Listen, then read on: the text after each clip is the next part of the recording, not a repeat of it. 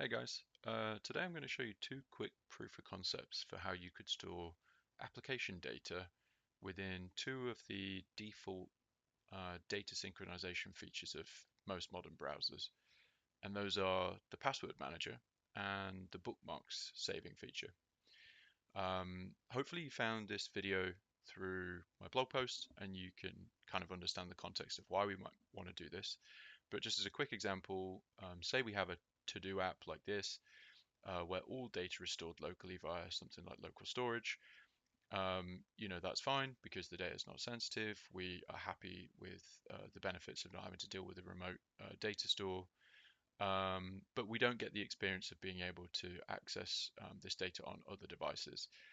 Could we hijack these browser features, these browser data features that are already there and free to sync this app data?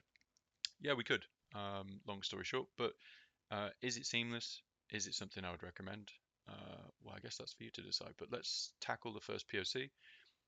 We're going to go through how you could shovel all this data into passwords to start with. So I have a little proof of concept page here, and you'll see if I load it up, we get all of the stringified JSON data pulled directly out of local storage, which is how this to-do app is also getting its data. So it can see this data and it knows that to be able to save all of this data within passwords in this browser edge, it would need to chunk it up into X number of chunks. And in this case, it would be five, because there's a zero. So what we're doing is we're breaking down literally this string into 5 chunks. And so it's 3,625 characters divided by roughly 5. And so what we're going to do is we're going to dynamically create login forms or simulated login forms for each of these chunks of data.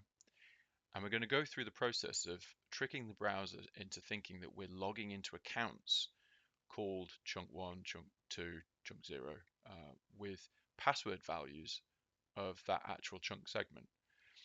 So that's how we're going to get the data into the password manager. There is a small trick needed here. The browser will not offer to store passwords unless you manually interact with one of the fields related to that login attempt. And you have to do things like, name the input fields appropriately, things like username and password. So let's commit this first chunk. And we even have a simulated login page here, which returns status 200. The browser has offered to save that password, so we'll do that.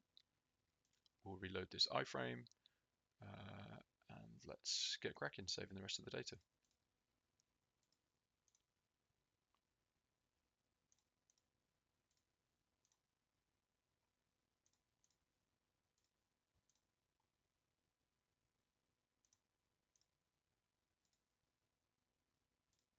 Okay, so if I go to my wallet now in this browser, we can see that we have committed correctly chunks 0 through 4. And so I should be able to confidently wipe all of this data and take the app back to its default data state, which just shows a simple board called dog tasks, and my to-do would be bark and wagtail. So we've lost this data now. And if I reload this page, you can see that it now just represents the data for the default beginning state of the to-do app. But it is stored, as we said, within the local wallet. So now, how do we retrieve that data?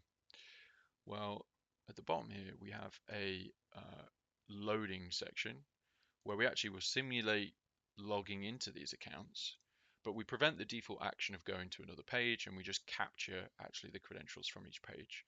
And we'll slowly stitch them together through each simulated login and hopefully reconstruct our data.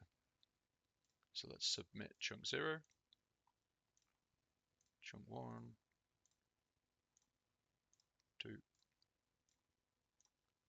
3, and finally 4.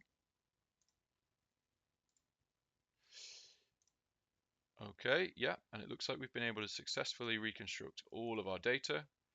So at this point, the Kanban app is still showing the default state, but if we now commit that back to the local storage value of boards and reload, we have resumed our data.